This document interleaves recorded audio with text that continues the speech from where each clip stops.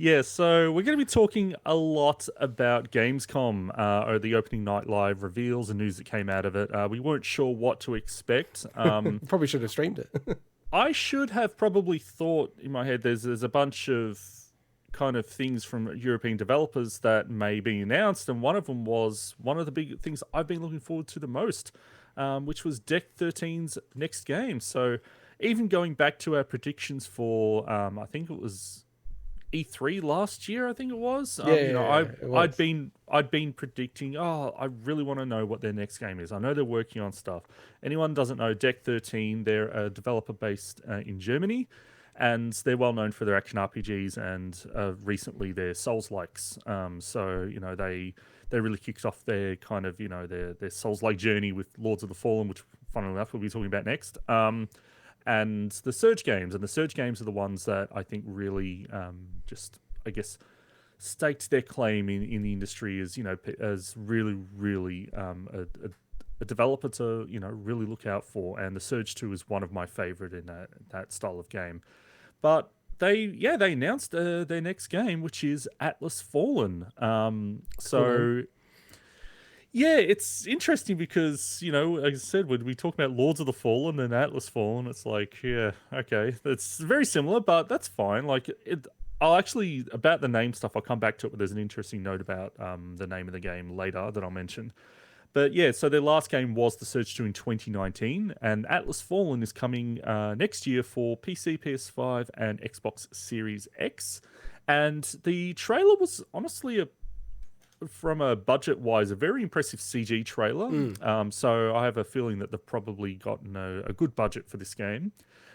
With a snippet of gameplay in the last few seconds, which are like, oh, I want to see more because, I think I've actually watched some people kind of, react to this trailer. And I think that last snippet of gameplay is like what hooked them Oh yeah. because it's like, oh, actually that looks really cool. So interestingly, the media did actually get a good look behind closed doors at the actual gameplay.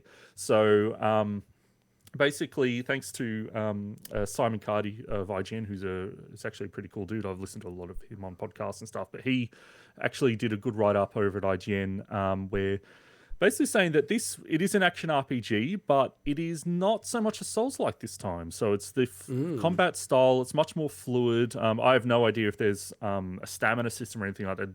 He didn't say anything about that, but it is much closer to something like your Nier Automata or games that have a much faster, fluid combat style than a more deliberate Souls-like the Surge games or Lords of the Fallen. And it is basically like in a semi-open world, and he likened it to Nier Automata in that sense, where it's not a massive open world, or at least what he saw, but it's kind of got the elements of you can explore and roam around and stuff, which I'm all for, definitely. And yeah, basically in terms of gameplay, so you've got a gauntlet, and that gauntlet is it's all based around sand, and you basically use that to wield 3 different weapon types made out of sand, and then you can swap between those weapon types mid combos and combat and everything. So I think there's like a sword whip, there's a massive hammer, there's a fist weapon. So think of it like your God of War style, where you can, or at least the old ones, because I'm not familiar with the newer God of Wars, but basically you can really swap between the different styles, weapons, mid combos, and stuff like that. But yeah, and interestingly, they talked about this kind of passive meter system that's really based on risk reward. So you build up this meter during combat, and as you build it up, it unlocks further and further combat abilities. But the more you build it up, the more vulnerable you are, and the more damage you can take. So it's all about, okay, I'm going to be aggressive, but it really heightens the risk. So it's going to be interesting to see how that pans out. That's very much a Bloodborne approach of, hey, I need to be aggressive in this style of combat rather than I'm going to sit here behind a shield like your Dark Souls style.